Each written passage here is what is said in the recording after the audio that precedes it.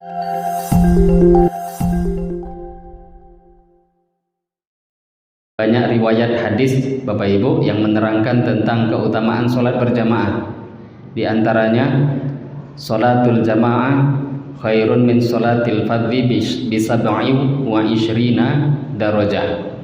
Sholat berjamaah itu lebih utama kata Nabi dibandingkan dengan sholat sendirian 27 derajat. Ada hadis sahih lainnya yang sedikit ada perbedaan. Hadis yang lain yang juga sahih mengatakan perbandingan sholat berjamaah dibanding sholat sendirian adalah 25 derajat. Jadi ada dua riwayat. Riwayat yang pertama menerangkan 27, riwayat lain yang juga sahih menerangkan 25. Ini kata para ulama menggabungkan kedua hadis ini bisa jadi karena tergantung kondisi keikhlasan seseorang. Semakin ikhlas maka yang paling tinggi dia dapatkan. Semakin tinggi yang dia dapatkan. Sebagian ulama yang lain mengatakan bisa jadi tergantung jenis sholat, karena sholat ada yang sir, ada yang jahar, ada yang sholat dilirihkan, ada yang dikeraskan. Zuhur, asar itu lirih, maka yang lirih 25. Yang jahar, maghrib, isya, subuh itu 27 derajat. Ini kata sebahagian para ulama. Tapi yang penting hadis ini menerangkan keutamaan sholat berjamaah. Jadi kalau kita hanya sekedar sholat saja, kalau kita berpikir Allah yang penting kan sudah sholat, nah, sholat maghrib di rumah sendirian pun kan boleh. Kalau kita hanya berpikir menggugurkan kewajiban, bisa jadi kewajiban gugur, tapi anugerah yang besar ini hilang. Satu kali saja kita tinggalkan berjamaah, 27 derajat kita ketinggalan dibanding orang yang berjamaah. Belum lagi fadilah lainnya. Hadis-hadis lain Bapak Ibu begitu banyak. Nabi bersabda, tidaklah seseorang dia berwudu dengan sempurna di rumah. Nah ini juga anjuran wudu itu di rumah. Boleh di masjid, boleh. Tapi kalau di rumah ada fadilah tersendiri. Tidaklah seseorang wudu sempurna di rumah. Jalan kaki kata Nabi, kecuali setiap langkahnya diangkat derajat, setiap langkahnya lagi dihilangkan, dihapus daripada kesalahannya. Dan ini pahala diangkat derajat, dihapuskan dosa, penyebabnya karena mau hadir jemaah tadi. Kalau yang di rumah, fadilah hadis itu nggak akan didapatkan. Padahal kita sendiri tahu dosa kita terlalu banyak, kesalahan kita juga terlalu banyak. Maka Allah berikan anugerah kesempatan seperti ini, kalau disia-siakan maka sangat membuat kita rugi.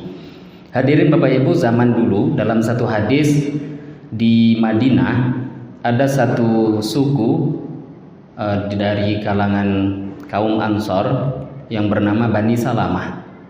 Ini hadis yang menceritakan tentang Bani Salamah ingin pindah rumah ke dekat masjid waktu itu. Karena mereka berpikir tambah dekat dengan masjid akan tambah mudah, sering nanti datang ke masjid, akan sering mungkin duduk di majelisnya Nabi, mudahlah perasaan kalau pindah ke masjid. Kabar itu sampai pada Nabi. Kabar Bani Salamah mau pindah itu sampai pada Rasulullah. Maka Nabi ketika mendengarkan kabar itu, Nabi mengatakan, diyarukum tuktab atharukum, diyarukum tuktab atharukum. Wahai Bani Salamah, kata Nabi, tetap tinggal di sana, walaupun di ujung Madinah, jalan kaki kalian, tetap di situ. Kenapa? Tuktab atharukum, setiap langkah kaki kalian akan dicatat dinilai pahala oleh Allah. Maka banyak riwayat kadang diceritakan sahabat itu kalau jalan ke masjid langkahnya pendek-pendek. Menunjukkan juga kalau berangkat ke masjid jauh-jauh sebelum waktu sholat. Kalau sudah qomat baru jalan, mana bisa pendek-pendek langkahnya. Maka sahabat itu untuk mendapatkan fadilah itu mereka sampai berbuat seperti itu. Karena Nabi dalam hadis mengatakan setiap langkah, maka langkah semakin banyak akan semakin mendapatkan pahala yang besar daripada Allah Subhanahu wa ta'ala. Hadirin Bapak Ibu, satu orang ulama besar, beliau murid daripada Al-Imam Muhammad dan Imam Abu Yusuf. Imam Muhammad dan Imam Abu Yusuf ini murid langsung daripada Al-Imam Abu Hanifah rahimahullah ta'ala. Jadi Imam Muhammad namanya Muhammad bin Hasan Asy-Syaibani. Beliau murid langsung Imam Abu Hanifah. Muhammad bin Hasan Asy-Syaibani gurunya Imam Syafi'i. Enggak sembarang orang. Sudahlah gurunya Imam Abu Hanifah yang bergelar Imamul A'zam. Muridnya Muhammad bin Hasan adalah Al-Imam Asy-Syafi'i. Begitu hebatnya nih orang. Beliau di antara muridnya Imam Muhammad bin Hasan ada satu orang bernama Muhammad bin Sima'ah. Jadi Muhammad bin Sima'ah ini berarti satu tabaqat dengan Imam Syafi'i. Sama-sama muridnya Imam Muhammad bin Hasan. Muhammad bin Sima'ah umurnya panjang, sampai 103 tahun diterangkan dalam beberapa riwayat. Maka beliau umur 103 tahun itu Bapak Ibu, diterangkan beliau sampai sholat sunnah setiap hari. Ini sholat sunnah, bukan sholat fardu. Sholat sunnah beliau sampai 200 rakaat setiap hari. Kalau kita mungkin mikirnya mungkin duha, isyraq, qobliyah, ba'diyah, itu kalau kita kerjakan pun tidak sampai 200 rakaat. Lah beliau kebiasaan hariannya itu masih setua itu, 103 tahun umurnya, sholat sunnahnya nggak kurang daripada 200 rakaat setiap harinya. Beliau pun mengisahkan tentang amalan hariannya. Kata beliau, kata Syekh Muhammad bin Sima'ah, tidak kurang 40 tahun saya tidak pernah tertinggal sholat berjamaah. Jadi 40 tahun berturut-turut nggak pernah tinggal sholat berjamaah. Bukan 40 hari, bukan 4 bulan, bukan 1 tahun, 40 tahun nggak pernah tertinggal sholat berjamaah kecuali 1 kali. Nah, yang 1 kali itu beliau cerita, 1 kali yang ketinggalan itu adalah ketika ibu saya wafat, kata beliau. Ketika wafat orang tua, wafat ibu, maka sibuk mempersiapkan jenazah dan lain sebagainya. Akhirnya tertinggal sholat berjamaah. Bukan gak sholat, tertinggal sholat berjamaah. Karena sibuk, 1 sholat saja, bukan 1 hari, 1 sholat. Sehari kan ada 5 sholat. Beliau pun melanjutkan ceritanya. Kata beliau, malam hari saya karena tertinggal 1 sholat, teringat hadis, siapa yang sholat berjamaah maka dilipat gandakan 25 kali. Tadi kan 27. Maka beliau yang teringat itu, beliau amalkan 25 tadi. Maka malam hari sholat yang tertinggal itu diganti 25 kali lipat. Ya kalau sholatnya 4 rakaat ya kalilah 25. Maka beliau ganti 25 kali lipat. Capek, istirahat, tidur. Dalam tidur bermimpi. Dalam mimpi dijumpai malaikat. Kata malaikat, Muhammad, engkau sholat tadi 25 kali ya? Iya, kata Imam Muhammad bin Sima'ah, 25 kali. Kata malaikat, kalau untuk urusan jumlah banyak, tapi kira-kira dapat nggak amin malaikat dengan sholat sendiri? Maka ketika itu terbangun. Ini kata para ulama, kisah ini luar biasa.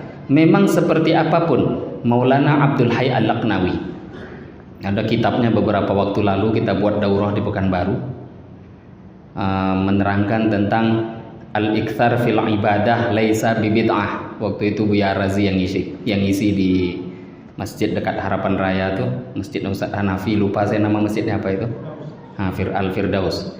Nah, di sana pernah kita buat kajian daurah, kitab yang ditulis oleh Maulana Abdul Hayy Al-Laqnawi, Al-iktsar fil ibadah laisa bibid'ah. Memperbanyak ibadah itu bukan bid'ah. Karena Salafi Wahabi kan kayak macam hadis atau riwayat yang kita dengar tadi, sholat sunnah kok 200 rakaat, tuh Nabi tidak buat, itu bid'ah. Orang kayak gini kan agak aneh-aneh. Nah, Maulana Abdul Hayy menjawab itu semua dan pernah kita daurahkan.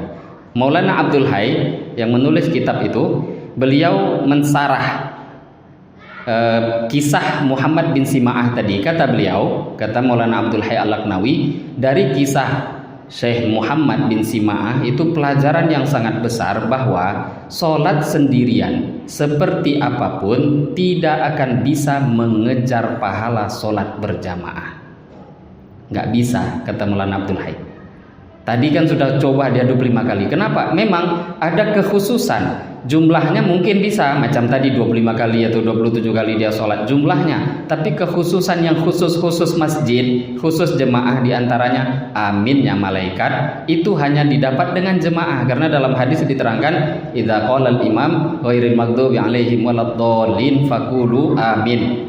Man wafaqa ta'minuhu ta'minal malaikah ghufira lahu ma taqaddama min dzambi. Kalau imam baca waladdallin, kalian para makmum bacalah amin. Siapa yang aminnya berbarengan dengan amin malaikat akan diampuni semua dosa-dosanya yang lalu. Lah ini fadilahnya jamaah, nggak bisa sendiri, karena memang hadisnya bunyinya begitu. Itu salah satu saja kata beliau, amin malaikat, dan belum lagi fadilah-fadilah lainnya. Maka Bapak Ibu, syukur kita pada Allah, malam ini kita diberi taufik Allah datang ke masjid untuk berjamaah. Kadang kita kalau nggak mendengarkan hadis-hadis seperti tadi, kita anggap ini anugerah biasa. Bukan, ini bukan anugerah biasa, tapi datang ke masjid, sholat berjamaah, ini anugerah luar biasa. Dan seharusnya pemahaman ini juga kita sampaikan pada orang lain, sehingga masjid kita penuh. Kenapa saudara-saudara kita yang lain, tetangga kita, kawan-kawan, anak, istri, suami nggak datang ke masjid tadi? Karena nggak tahu. Orang tuh kalau nggak tahu bagaimana menghargai? Yang bisa menghargai emas perak yang paham. Kalau masih kecil dikasih 1 karung pun emas nggak paham dia, nggak tahu. Tapi kalau sudah besar sedikit baru tahu. Lah kita jangan sampai taunya anugerah ini kalau sudah mati nggak berguna.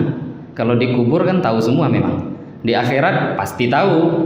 Ketika kita sudah tahu anugerah yang besar itu, nggak akan ada gunanya lagi minta kembali ke dunia. Maka syukur kita betul-betul dengan anugerah datang ke masjid, anugerah taat pada Allah, sehingga kita berharap semoga diistiqomahkan Allah, selalu diberi taufik sampai kita berjumpa dengan Allah dalam keadaan taat pada Allah Subhanahu wa taala. Amin ya rabbal alamin.